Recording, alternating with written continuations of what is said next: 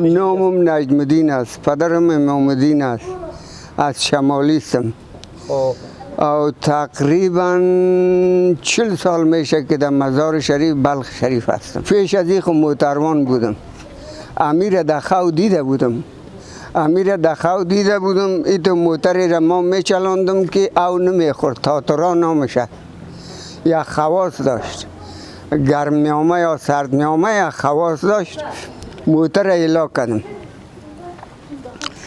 از امام صاحب خرد میگه سر پل نفت خام می آوردیم. اینجا خواه دیدم که نمی ملنگ جان، ما گفتم من ملنگ نیستم، من موتروان هستم حاجی صاحب. نه ملنگ جان، اینی بارگاه را میبینی سر پل هستی که اینجا را نشان دا، همیجا را کلشه. گفت اینی را میبینی جوانمرد قصاب است، دین همیجا تو خدمت کردن نمیتونی. ما گفتم این موتر چطور کنم؟ گفت برو. گفت این قصه موترت نباش. آمدم جانعلی هزاره میگه در دروازه جمهوری مزار شریف موتر اینجا خالی کردم، حیرتام بردم ایلا کردم موتر. هر چی که رئیس که ملنگ جان تایر دادیم، ای دادیم، او دادیم. ما گفتم نیست مرد دیگه از موتروانی بس است. چی میکنی؟ گفت ما گفتم میرم بلخ شریف در جانمرد قصاب و نموجه خدمتگار هستم. دیگه آمدم در بلخ شریف، تا بگرد بالا بگرد کسی را نان او هم تلویز نمیشه. مقصد عزیز خداوند میرسانه. یعنی خیلی وقت اینجا بودم. نیک یک روز قصابا جمع شد صاحب، اینجا خیرات میکرد. میمنه، شبرغان، انخوی، سرپل، کابل، 4 سمتی که قصاب بود، آرامی که بود اینجا می آمدن خیرات میکردن. من از کجا پیدا کردن، از کنم کوچه آوردن سر یک کمپل شان. تو همیجا ملنگ هستی؟ من گفتم برادر من لایق دربار جانمرد پیره ندارم. یک جانمرد قصاب است که هم در خدا امتحان داده، هم در مولا. بعد از این کمرش بسته کرده برادر گل، این جانمرد قصاب شده. گفت نه تو نمیجا باش. خویجا گیر کردم. سوانه از ایره که ما برای شما بگویم که کی است، چرا ایره جانمرد میگه، شما گوش کنین.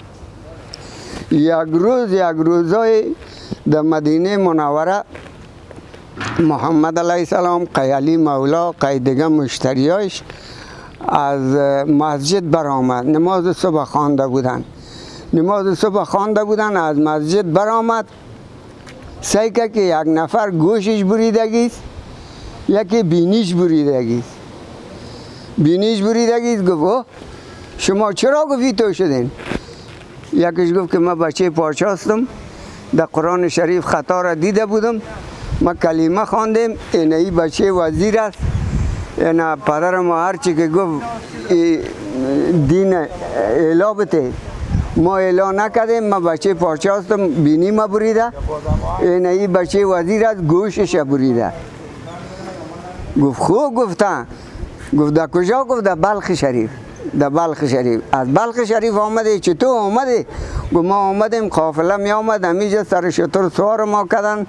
آقا جان بینیم هم در گردنم است، دیگه نه گوش از او هم در گردنش است. تا به اینجا خدا پیش شما رساندیم، اگر قصاص ما را بگیرین.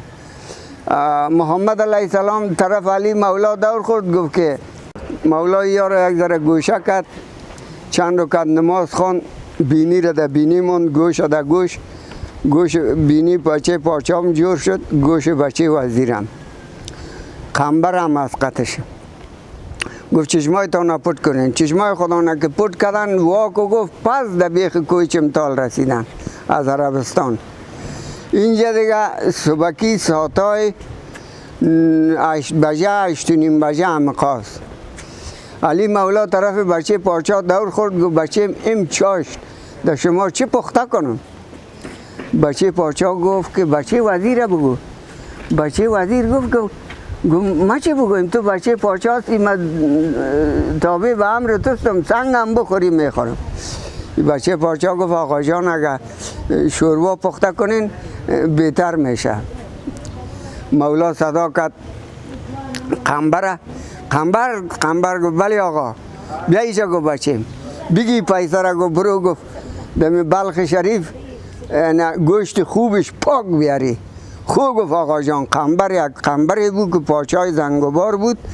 شان و شوکت علی مولا را که دید پاچایی را به کلی ترک گفت. آمد زیر جلو علی مولا گشت.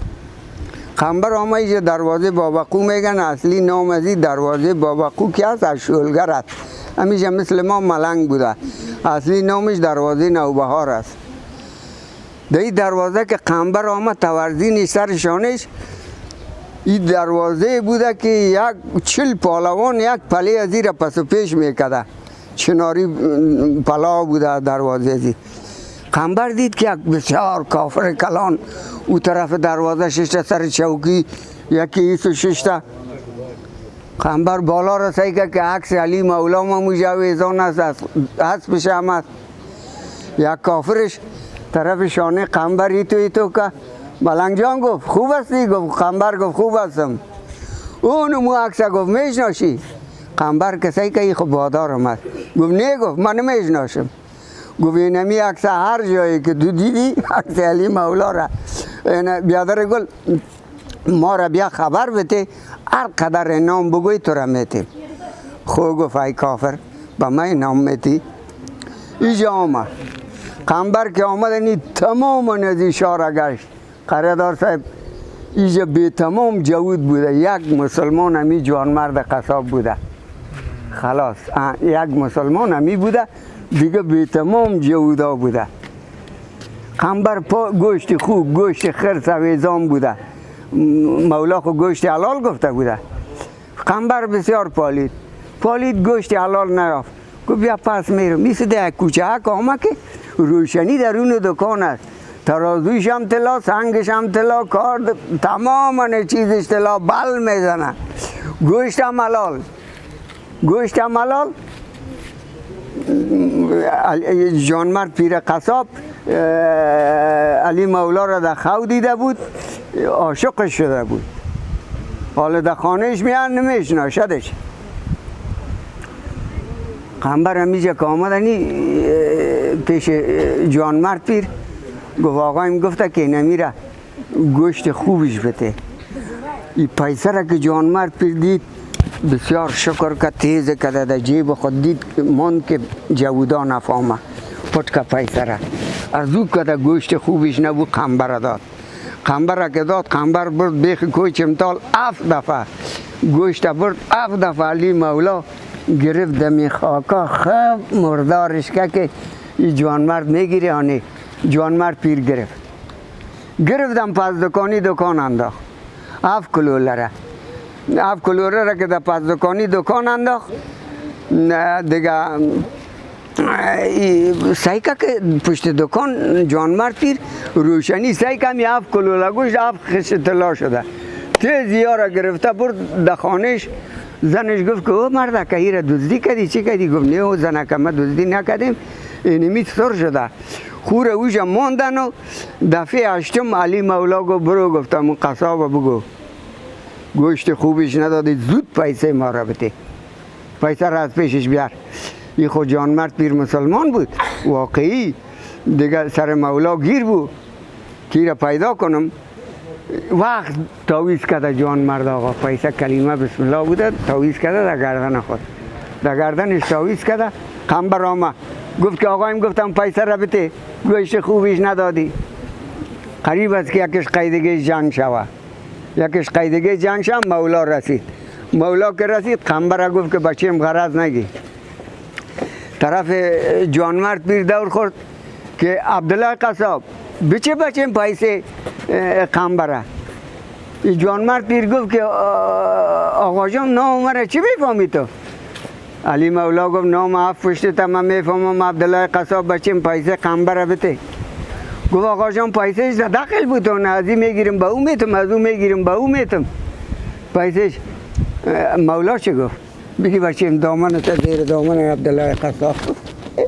دامن که زیر یخن جانمرد پیر گرفت. مولا که اشاره که شرنگ پیسه از گردن جانمرد پیر دهی چیز دهی بیادر گل دامن قنبر رفتی. در دامن قنبر که افتیدنی مولا گفت بچیم پیسه تا گرفتی؟ قنبر گفتم پیسه را گرفتم. خب گفت خود صحیح شد. این گفت که جوانمرد پیری کار دید سر خداست. علی مولا خود سر خداوند است. حالا نمیشناسه جوانمرد پیر. یک دفعه جوانمرد پیر علی مولا را محکم گرفت گفت آقا جان این چاشت میمانم هستی. بگو چه پخته کنم میمانم هستی. گفت مولا گفت شوروا پخته کن. شوروا پخته گفت بیا بریم. گفت آقا جان بیا بریم. نمیشناسه که علی مولاست. اگر نه به علی مولا تو یک خانه جور کرده که خشتایش از طلا. همین جانمرد قصاب آقا که اگر در بلخ بیا میره در اینمی میمان خانه میمان میکنه. امروز پیش آمدن نظر العجایب است. عجایب و غرایب نمیشناسه. جانمرد پیر گفت بیا بریم. مولا گفت که بچه برو ما میایم. جانمرد آقا گفت آقا جان خانه ما را تو نمیافی، بیا بریم قطمه یک جای. مولا چه میگه؟ بچه برو خانه دوست پیدا میکنه عبدالله قصاب، برو ما میایم. قریبی چاشت است دیگه. قریبی چاشت است. علی مولا حرکت کرد. قی بچه پاچا و وزیر و قط قنبر حرکت که کرد اما اینی دروازه جانمرد پیر است. خوب گوشته بگی اینی دروازه جانمرد آقاست. جانمرد پیر است هو دیگه دروازه استاد شد که باش که آقا گفته بود که خانه دوست پیدا میکنه میافه نمیافه. علی مولا که آمد پشت همی دروازه استاد شد که از جانمرد پیر است. جانمرد پیر چه میگه؟ آقا جانو خانه از ما نیست، بیا اینی خانه ماست. عبدالله قصاب بچه علی مولا گفت چیز نکن، آن شوخی نکن، خانه دوست پیدا میکنه، اینی خانه تو بیا دیگه.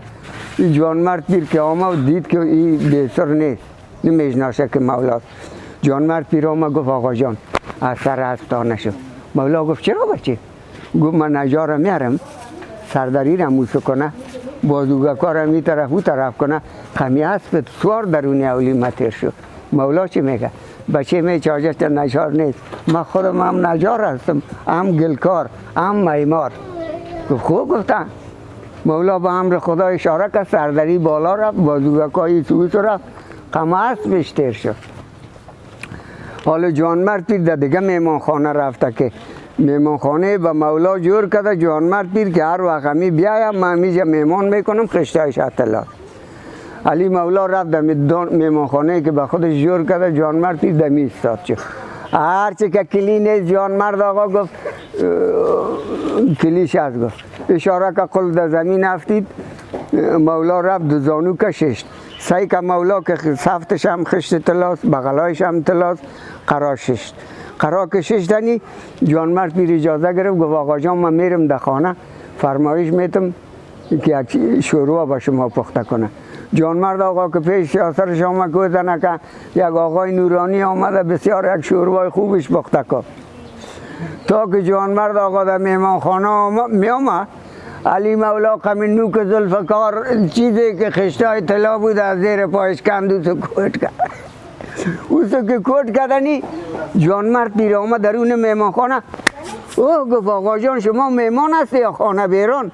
گفت نه آقا بچه ما عبدالله قصاب ما میمان هستیم، خانه بیرون نیستیم، ما در زمین میشینم. خویجا دو زانوشش علی مولا از پیش جانمرد پیر پرسان که بچه اولاد داری؟ بیشی کار نگی. علی مولا از جانمرد پیر پرسان که ما رسایی کن این وطندارت دیگه. علی مولا از جانمرد پیر پرسان که عبدالله قصاب بچه اولاد داری نداری؟ الله گفت آقا جان از اولاد پرسان نکن، هر وقت که خانه ما بچه میشه جودا میاد گواره حلالش میکنه. اشت بچه ما گفت هر وقت که خانه بچه شو جودا همسایه است خبر میشه میاد گفت دم گواره سرش میبره میره. گفت چرا؟ میگه که نجله از این عبدالله قصاب نجله، مسلمانان نجله. گفت یک بچه ما گفت در 40 متر زیر زمین پت کردیم جانباز ولی بلاگردان نام داره و در گوشه دیوال دفن است. امی دیوال آخریش امی دیوال است. گفت ایجا چیز پیش ملای جاود گفت روزه اینا قتلا میتم که درس مسلمانی رو به یاد بده، از زبان جاود هیچ یاد نمیگیره. خو گفت همی گفت از مولا گفتن الا گفت یارش عبدالله قصاب. اینجا جانمرد پیر سو کرد، آمد این ملای جاودا را گفت که از ما ملای ما آمد است، یک ساعت میبرم پیش از او بخوانه، تو خب بازار روز هستی، کفر خوکین داره. این ملای جاودا بیادر گل رفت اونجا یک تیپه است، در این تیپه بلند پاچایی بوده از جاودا. رفت وقت ملای جاودا رفت اونجا، جاودا را خبر کرد که ملای مسلمان ها آمده، بیخد کنده شارتا میگیره، شارتا میگیره. وقت گرد خانه جانمرد پیر محاصره کردن، گرد خانه ادیره که محاصره کردن، خبر ندارن مولا، خو خبر است، خبر ندارن دیگه. وقت نان است، وقت نان است، محاصره کردن دیگه. علی مولا که جانباز پیشش آورد، ایره یک جامعه هم تلبیس جامعه و جانمرد علی مولا وده که یک شب جانباز گفت بگی، یک شب کی گرفت عالم تا و بالا را دید، در خانهش برد سیاسرش خورده دیگه. دید این قسم علی مولا که جانباز قرآن شریف یاد داد، از زبان علی مولا اینطور قرآن شریف یاد گرفت برادر. این تو یک لحجه شیرین پیدا که که اوقاتا ایجا جنگل بوده، چنارا بوده و بسیار. این تو لحجه شیرین پیدا که مرغای هوا دعوا ای تو استاد میشد به گوش کردن قرآن شریف خواندن ازی. دسته که لحجه شیرین بو پر بالش میرخت وطندار، لحجه شیرین جانباز. در این ساعت قدر در دل جانمرد پیر شیرین شدی جانباز که همیش بچهش جاودا از بین برده بود، در قصهش نبود، لیکن همی جانباز در دل شیرین شده بود، شیرین شده بود. در این وقت دیگه خدا صاحب یک ملک امر که گفت که خدا به چهره ملنگ تیار کو، برو گفتم و پشت خانه عبدالله قصاب اینمی کاسه را بگی، بگو این از اینمی جه بچید به نام خدا امی کاسه را خون پر کده، اگر بیتی دوایی کار شده. ملک آمد پشت خانه جانمرد پیر آمد، تق تق تق جانمرد پیر بر آمد، صحیح که یک ملنگ مسلمان الهی شکر گفت. هر روز جاودا پشت خانه می آمد، امروز ملنگ مسلمان آمده.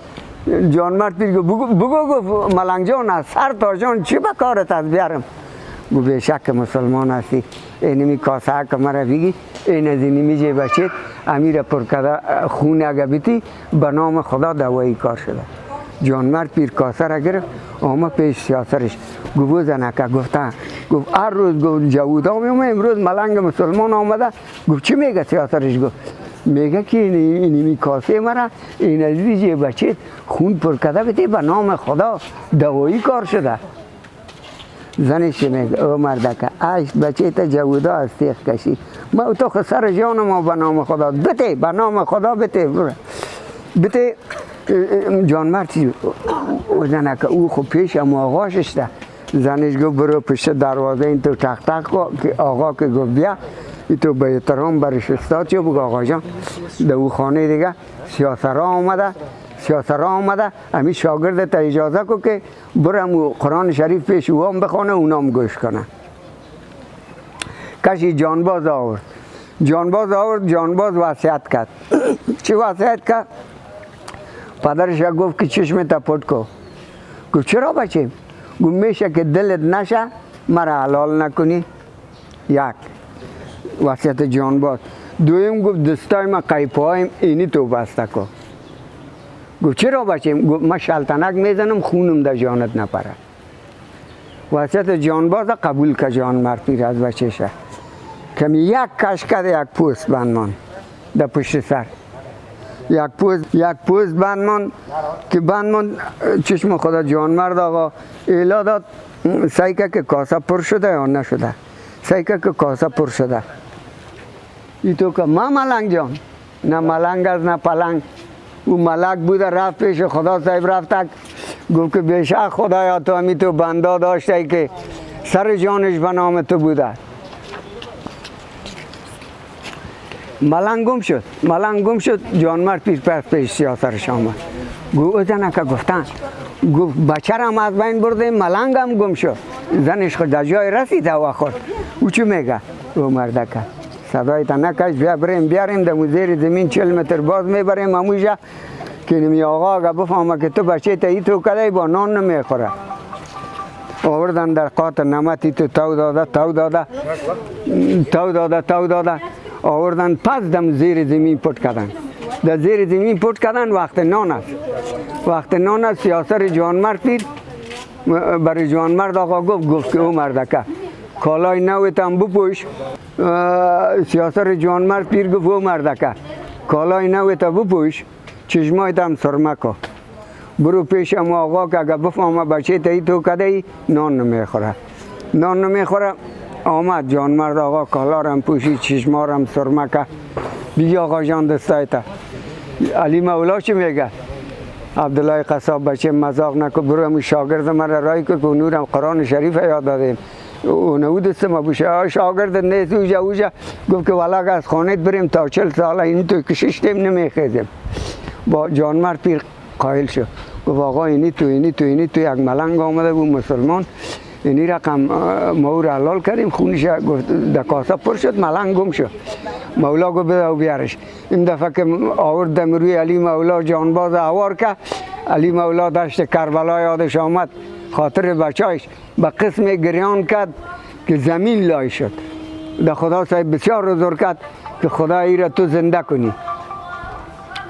درو جانباز زنده شد.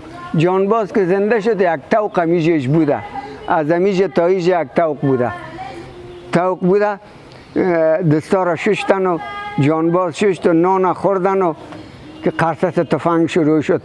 تفنگای دانپور بوده گاز داشته و دانپور. مولا برآمد این حال جانمرد پیر مولا را شناخت که این مولا بوده. مولا معرفی که خدا بچه میگو مستم بادارت ایره که شناخت. مولا جنگ فتح کرد جانمرد پیر قصاب گفت بچه می نمیجه پاچاستی تو. جانمرد پیر گفت نه آقا جان من پاچایی را قبول ندارم. علی مولا گفت چرا تو پاچایی را چرا قبول؟ گفت آقا من همون کذبم خوب است. جانمرد پیر گفت کذبم خوب است. مولا رخش طرف قبله دور داد 3 دفعه در تخته شانه زد. گفت تو جانمرد قصاب هستی. کمرش هم قید زمال بسته کرد. در شرق در غرب در شمال در جنوب یک جانمرد قصابه دیگه نیست که از این هم خدا انتقام گرفت هم مولا دیگه ایران جنگ که فتح که بازمو پاچه پاچا را که بینیش بریده شده بود مسلمان شده بود او را پاچا ساخت. اما بچه وزیره کو هم کلمه خوانده بود گوشش بریده بودن او را وزیرش ساخت که وزیرش ساخت علی مولا پس در عربستان رفت. اینی رقم جانمردی را گرفته دیگه هر جایی که به نام جانمرد قصاب باشه ماوز نیست ما خو نشنیدیم اگر باشه در شرق در غرب در شمال در جنوب هیچ است. اینمی یک جانمرد قصاب است. اینمی کائناتش بود که کمش است.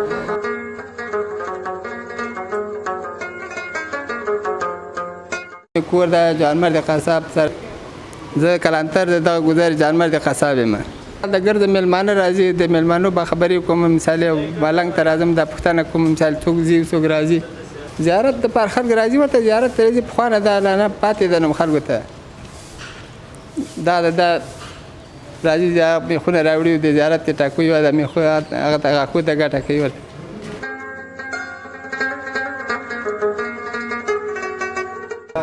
نام ما شریف است کارمند یکی از وزارتخانه‌های کابل هستم و ما حال به زیارت آمدیم در بلخ 1 سال پیش آمده بودم. اما تا شخصیت بسیار بزرگ از جانمرد قصاب همیشه آمدیم دعا کردیم به ما آرزوی خود رسیدیم. ما حالا آمدیم که یک زیارت کنم به درگاهشان آمدیم.